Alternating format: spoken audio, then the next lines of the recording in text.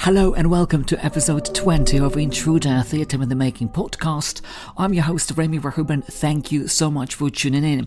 Now, you might remember in episode 19 I had an interview with Ed Littlewood, who is my co-producing partner on Intruder, and we talked all about producing. So anyone who wants to venture into producing and is interested or wants to know more about it, I would always say maybe listen to that episode. You can find out more how it works, how Ed started producing, and maybe that episode is going to be helpful, useful for anyone who wants to go into producing. So that's in episode 19. Now in episode 18, I actually started talking about preparing to write my Arts Council funding application. I talked about preparing for it, timing, what to bear in mind. So for anyone who wants to kind of check it out, go to episode 18, and there is some, I think, useful things that I share with the listeners, also talking about where to start with the application, how do you go about it. So that's in episode 18. Now in this episode I'm actually going to talk about the process and the application, and going to go in depth how I wrote it and what I put in it. And I decided to actually divide this episode into two, so I'm going to focus on certain elements of the application in this episode and then focus more on the application in the next episode. But before I do that, we need to go back in time, and we need to go back in time, that is July of 2019, because as you might remember, it was around that time that I realized that it would be me who would be writing that application. It was something that I was dreading, just the thought of it, but there was no other way. I couldn't really afford to ask someone else to do it for me, so I realized, well, Remi, you know what? You have to do it. And of course I spoke to Ed, who said to me, I can help you with it, but I can only have a look at it when you write it. And that was very, very useful, because you know what? You always need someone, this is what I think, it's always good to have someone who would look at your application and tell you, this is right, this is wrong. I didn't really want to ask Ed just to do it for free. I came to realize that you know what? I need to pay someone to do it, and we arranged a rate which was quite affordable, and we said, you know what, maybe Ed can have a look at my application when it's written over 2 days, because it's quite a lengthy process, and that's going to be quite a fair deal, and I was quite pleased with it. However, that meant that Ed wouldn't be my producer at that time. Ed made it quite clear to me and said, Remi, I can help you with your application, I can have a look at it, but that doesn't mean that I'm going to be a producer on it. So that was quite clear from the very beginning. So me bearing that in mind, I'm working on my application. Now, one of the other things that was very important during that process was an email that I received, and that was in July. Now, you might remember my previous episodes, I talked about looking for a producer, and I looked everywhere, but I couldn't find anyone. And once, I think one day when I was Googling, people and Polish productions in the UK, I came across a woman named Akuwa, and she was producing a Polish play that was touring in England, and I think they did a very small tour, 3 venues. And I found her details and I emailed her. But I emailed her back in March, I remember, because I thought, you know what, maybe it would be good to actually speak to someone who's done something similar. But back in the day, I didn't hear from her. So now it's July. I actually forgot that I had emailed her, and I got her email. And she said, "Hello, Remi, it's Akoa. I'm really sorry it took me so long to reply back to you, but I don't check that email." And that was just perfect timing, because I was literally in the middle of writing my application and her email comes. And she said to me, "Remi, why don't we have a chat over the phone?" Which we did. A couple of days later, we spoke on the phone for an hour and a half, which was extremely useful. And Akua, very helpful, very practical. She told me all about her process. She told me about the production, how it worked. We focused on Polish audiences in the UK, and she said it was very, very difficult for her to get people to see the show, which I saw something coming. I actually thought, you know what, that's a very big thing. It's an important thing for me to bear in mind, because it's not an easy thing to promote a Polish play in England to Polish audiences, because people are not used to seeing Polish productions. So that was very useful to get her point of view on her production. But one of the very useful things she asked me on that phone call was, "Remi, have you been in touch with a relationship manager?" And I have never heard of that phrase, of that job, of people who do that. And I said, "Who is it? What is it?" And she said, "Well, a relationship manager works for Arts Council England, and you can make an appointment with them, and you can go over your application with them." And that was very, very useful. I think, if not the most useful thing out of the whole conversation with her. Because I thought, wow, you know what, why wouldn't I go and meet with someone from the funding body from whom I'm actually requesting money? And she told me how it works, which I'm going to tell you in a moment, and that was it. Akua very graciously sent me her funding application, and which was, as I said, very helpful. And I would always encourage anyone to look through various funding applications, successful funding applications, so you have some kind of a point of reference. I was new to the whole process. I didn't really know how it works. So when she sent me that application, it was easier for me to when I was writing my application. I think one of the things that I wish I had done was, I wish I had gone over it more than maybe twice or three times, but it's now done and dusted.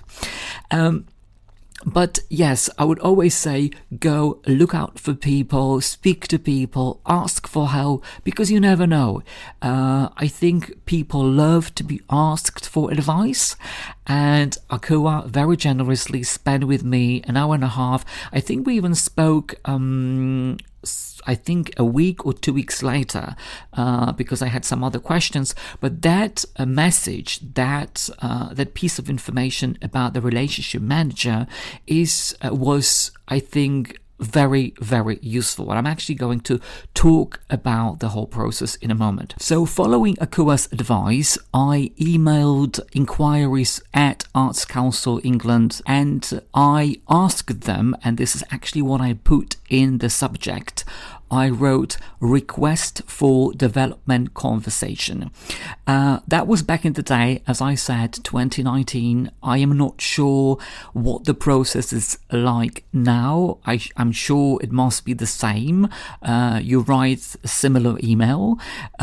I usually emailed them inquiries. You can also phone the helpline. They're very, very helpful. It's not a very long waiting time. I think it's just very direct. So if I were you and I was looking into funding, I would phone them. These people are very helpful. They know what they're talking about.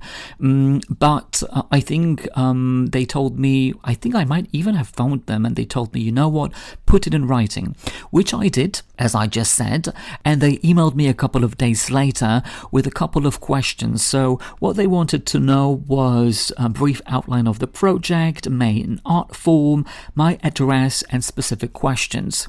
So I provided that, and then I think they wanted some more. I think they sent me one more email, and then when I emailed them back, they forwarded my email to the person that allocated these appointments. They came back to me, the person that gives out all the appointments, and then they said to me, right, we can give you, the next available appointment is at the end of September. I think it was the 24th of the 25th of September. So it wasn't quite straightforward, meaning that, we've got an appointment the following week. No.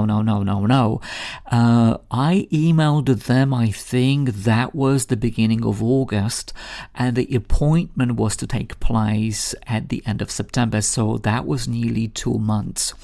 And it was great. I was really, really quite pleased with that there was something set for me.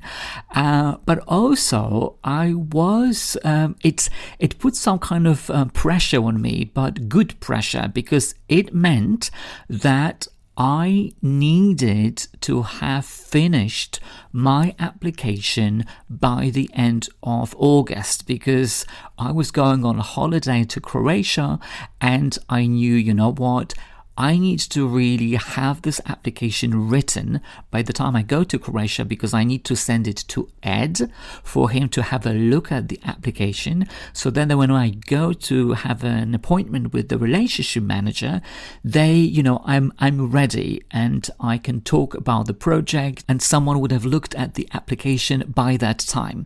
So I really used August to work on my application. And if I were writing a funding application, I would always do my best to have an appointment with a relationship manager, but only at the point where the application is ready, so that you go over that with specific questions. There is no point in making an appointment with a relationship manager when you're starting your application, because actually you need to know what you want and how much money you are requesting. And when you go over there, it's just about being clear and finding out about a couple of things that you just need some advice on. This is why I think it's good and advisable to do it at the very end. But also, going on holiday was a deadline to work on my application. But of course, if you're not going on holiday, even having an appointment with a relationship manager can be your deadline to work on your application. And then you go over there and you present it to them, so then they can have a look at that. But this is what I was saying before, and I talked about in episode 18, looking at time frames. I contacted them. I actually didn't know how long it takes for that appointment to come through.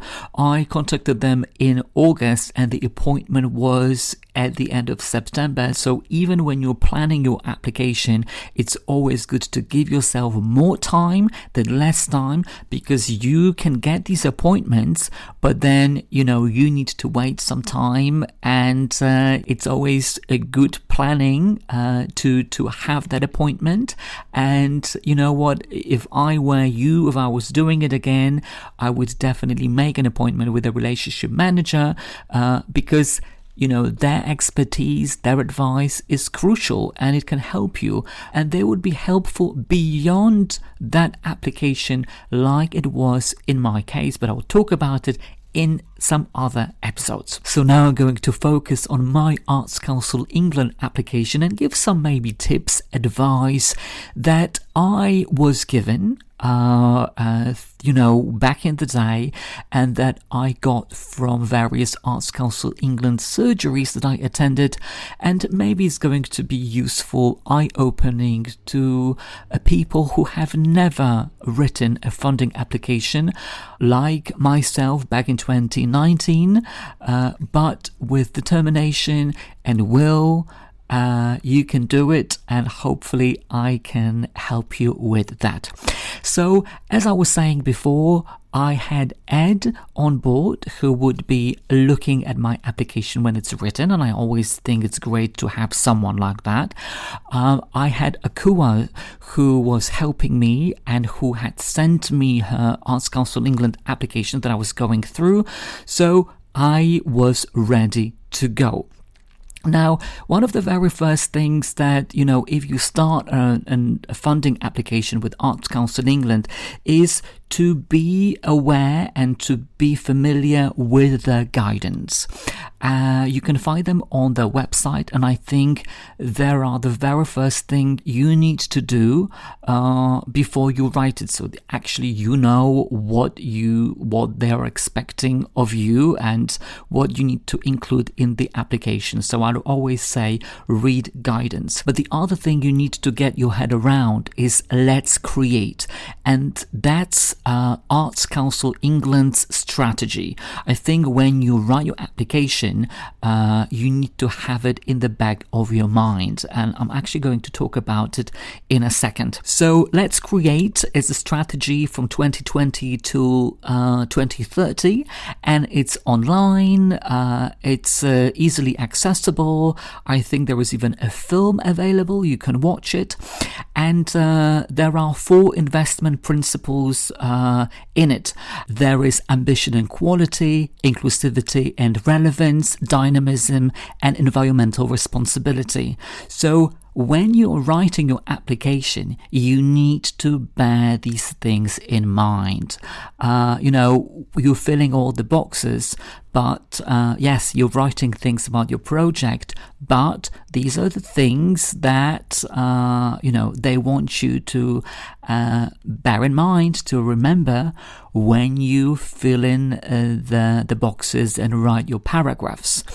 Part of the strategy, when you're filling in the application, there are talking about various outcomes, and you can make your funding application along different outcomes. I think there is 3. 1, creative people; 2, cultural communities; and 3, a creative and cultural community.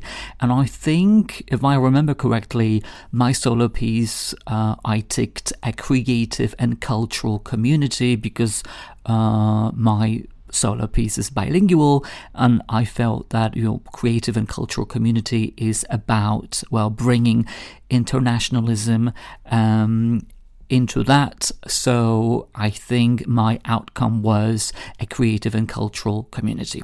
So that was really it, and anyone who is writing an application is needs to remember to have a look at it and be familiar with the strategy and guidance.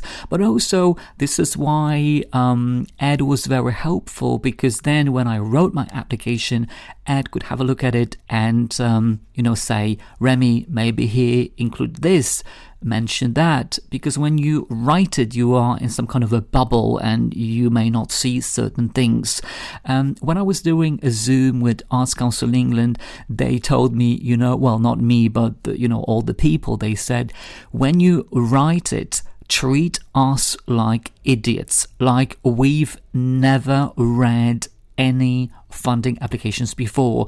It needs to be very straightforward. So when you write your application, give it to someone who has never read a funding application, because maybe there will be something that is not clear to them, and when they point it out, then you can actually focus on it and maybe expand, clarify certain things. Now, I was making my application as part of Project grants. That program is run all year round. You can apply anytime for any project that is to take place in the future. They are not giving funding for any projects that have already started, so not retrospectively. And you can apply for the funding as an individual and also as an organization. Now, one of the things to bear in mind is that whoever is applying for the funding needs to be the recipient of the grant. So if I'm applying, I need to put my name as the recipient of the grant rather than putting a different organization, because as far as I know, as far as I remember, then when the money is available, it's quite a complicated process to change the organization and you are the recipient. So if you are applying for funding, always make sure that you put yourself as the recipient of the grant. So these are just some tips before you start. And then what happens later? Of course, on Arts Council England, you create your profile, and that is on Grentium. So you create your username, then you create your applicant profile, and you put all the details, and then there is a validation period, and it normally takes about 5 working days before they validate your account. And then once they do that, you get an email, and then you take the eligibility questionnaire, which is kind of to state whether the project, what kind of project you want to do, or what kind of project you want funding for, whether it's under £15,000 or over £15,000. At that time, when I was doing it, I didn't particularly know the exact amount of money that I was going to request from them. I just knew that it would be under £15,000. So I don't really remember what I put there, whether it was £12,000. It doesn't really matter. That's what I feel, because then later on when I was filling in my application, that amount was different to what I put in the questionnaire. Now, once that is validated, you're ready to go and you can start your application. So the very first thing they ask you to do is to save your application and put a name to your project. And I would say put the name of your project right away, the way it should be, rather than saying, oh, you know what, I'm just going to name it, and you put some kind of a daft name, and then you start your application, and then you think, okay, I need to change it. No, you wouldn't be able to change it. Once you save the name of the project, this is it. You wouldn't be able to change it later on. If you did do that, I mean, if you did put a daft name to it and you filled in your application, then you would actually need to create a new project. So bear in mind that when you put that project name, it needs to be the right name rather than, some kind of a ridiculous name. So that's one thing to bear in mind. So after you do that, then you move on to the next page, and they ask you to provide your address and info, contact info, and then you go into basic details. And in the very first box, what you're asked to do is to provide a short summary of your project.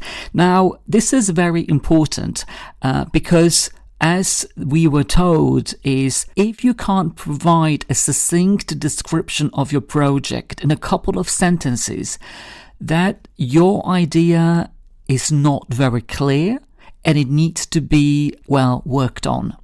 Because this is what they want you to do in the very first box.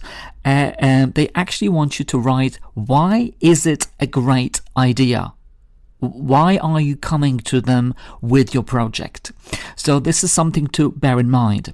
Now, for every box in the application, you will see you can use up to 600 characters or 1,500 characters. And you may think, wow, how do I go about doing that? Everyone goes through the same process. It is very, very hard. Now, what I would suggest to anyone is to use shorthand, bullet points, bears repeating, 2 letters or abbreviations, and be very clever. This is going to be extremely helpful. I, most of the time, prepared my paragraphs in a Google Drive, and then I pasted it into the box. Sometimes it would save my answer, sometimes it wouldn't. Now, the good thing about the application is that you can save and you can spell check everything, so it's not like you just put it there and it's lost. I think the server expires after a couple of minutes, so always make sure that you save it. But the good thing about it is that you can always come back to it and it's saved. So this is what I enjoyed. The next bit is amount requested, and this is actually the amount that you want from them. Now, you may not know that at the very beginning, like I didn't know. It became clearer when I did my budget. So you can put some figure here, and then when you do your budget, you can come back to it and amend it. But they also are asking you for personal access costs, and that is, for example, you want to have a BSL interpreter, British Sign Language interpreter, to manage your project.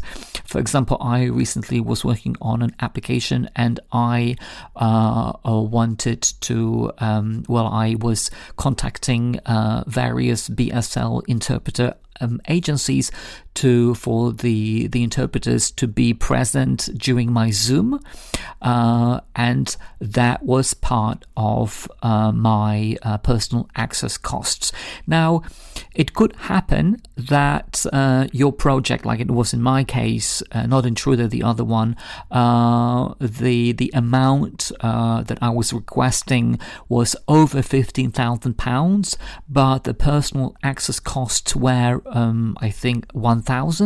So they treat it like the application is still under £15,000. The next bit is project dates, and here I put 10th of February 2020. Now, you will probably know by now that I had been working on the application from June throughout July, August of 2019 for my project to kick in on the 10th of February. Now, that was my project start date. So you would have seen how much time I had left for my project. So anyone who is thinking of putting in an ACE application, bear that in mind that, it's good to have more time than less, and it could be that, you need to plan quite far in advance, even a year. And the 10th of February that I had in my application, that's not the rehearsal period, that's not performing. No, that's actually when you start talking about the project. But I will talk about it in the next episode, when I actually go into the details of what happens when. So that's the next bit, and then we're moving on to the very first big chunk of the application, and that is quality. Because in the application there is 4 major categories, and that is quality, public engagement, finance, and management. And I'm going to talk about quality in this particular episode, and in the next episode I'm going to talk about the rest of them. So, quality section, and here you write about whether your project is a good idea, how relevant it is it to the audiences, who is the work for, what you didn't have before the project that you have after the project, and you also talk about aims. We've got 3 boxes here. The very first box is about your work and experience, and it's actually quite straightforward. I mean, you just write kind of like a bio, but it needs to be tailored according to what they are requesting you to do, but also looking at the project that you want funding for. So of course I did write things that I've done before artistically, but I mentioned the fact that I worked for Dream Think Speak because my solo show is interactive, so there is some audience participation, and this is an element that I highlighted in this particular bit, apart from talking about other things that I've done. The next thing is about, telling Arts Council England about your project and what you want to achieve. So just looking at my notes over here, I talked about touring, bilingualism, Polish audiences, liaising with communities. I, as I said, talked about outcomes of my project, and one of them, for example, was opportunity to explore and better understand the subjects of anxiety and depression, and also another one was engaging with diverse audiences. So that's kind of a thing that you might think about or maybe include in the box. This is what I put. Your show may be completely different, but this is just to give you some kind of an idea of what I wrote in that box, because it's not it's very hard to pin down of what do I actually write in these boxes. But as they always say, before each box you've got some questions to prompt you, so just to have some kind of an idea of what's expected of you to write in that particular box.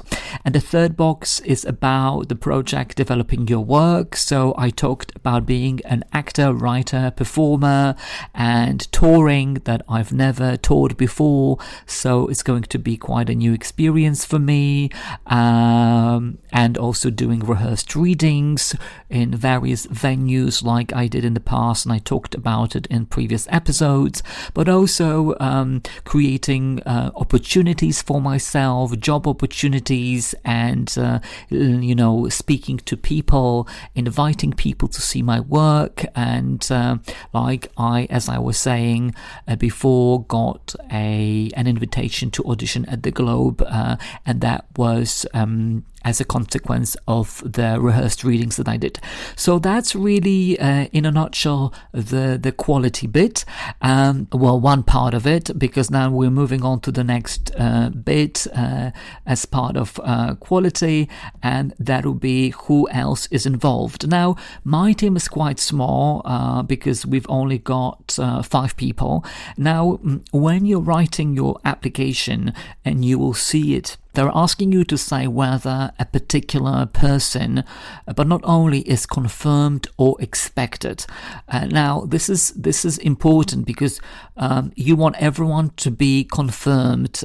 Expected is fine, but when you've got confirmed, that actually strengthens the application. So try to get as many confirmed, not only as far as creatives, but venues, and I'll talk about it in the next episode. Now, you may be thinking, Remi, I don't have a producer. Like, I didn't have a producer. As I was saying, we had Ed on board, but he was confirmed, but it wasn't that, he would be the producer on that show. So what do you do in that case? You can ask certain people, and you can contact certain people and say, hey, I'm doing an Arts Council funding application and I need to put in a producer. Would you be able to, would I be able to use your information for the sake of the application? And very often people would say, yes, sure, you can use it, but, I wouldn't be able to work with you on it. And that's fine. I've done it. I've been in touch with certain people. I think, people do it. But you need to have someone there, like a producer, an important figure, although physically they wouldn't be able to do it, but in the application, it's there. And, when you agree, they allow you to do it, you are more than willing to provide the information, and then in the meantime looking for that producer. And once the funding comes through, then it's going to be quite straightforward that the project is confirmed and you can do it, and then everyone when they are available, or if they're available, they're going to be part of it. So don't worry if you don't have everyone confirmed. You can ask other people, and then you will find the right people for you when the funding comes through. So that's the bit about other artists. Now, the final bit that they're asking you to do in this section is to put an attachment. And I was very confused when I saw it, as I didn't really know how to treat it, because they're asking you to provide a web link, but also to add an attachment, and what it is your income and expenditure attachment. And I didn't know what it was. Now, thank God I had Ed, who sent me a template of an income and expenditure budget, because otherwise I wouldn't have known even where to start. And I think, if you have any questions, you can contact me, you can email me, I can send you a template just to see what it looks like, what you need to fill in, because it's not that straightforward. One thing is that you need to put all the information in the application here, but then there is another thing you need to attach, and that's income and expenditure budget, and that's a very detailed budget that you need to have, with all the artists' fees and expenditures, the travel costs and promotion, very detailed. You do need to put it in the Arts Council England application as such, but there should be a separate attachment with the budget. As far as I remember, when it's not attached, that application is ineligible. That's the right word, ineligible. So I got that template from Ed. I was doing it, I was completing it when I was filling the application and getting all the information, putting it here and there. But I would attach it at the very end of your application, when everything is set, when the figures are the same in the application and in that Excel sheet, because that's an Excel sheet, this income and expenditure budget. Now, what they're saying here is that you can do only one. That means you can either provide a website link or add an attachment, and actually you want both. So I was very, very confused, and this is what the relationship manager clarified for me. They said, what you can do, Remi? When you save your Excel sheet with income and expenditure budget, you have the name, for example, intruder budget. So then next to it, you can put the website, www.intruderplay.com, which I did. So it's like doing two things in one, which was very helpful. I did provide the website link, which was in the name of the document, and they got the Excel, and this is where you put your attachment. So the next bit in the application is, as I was saying, public engagement, finance and management, and I will talk about it in episode 21 of Intruder Theatre in the Making podcast. If you have any questions, if you want a template or my Arts Council England application or the Excel sheet, don't hesitate to contact me. My website is remirachuba.com, or you can email me at remi@remirachuba.com. I'm more than willing to share it with you. Stay well, stay safe, and I'll speak to you next time. Bye for now.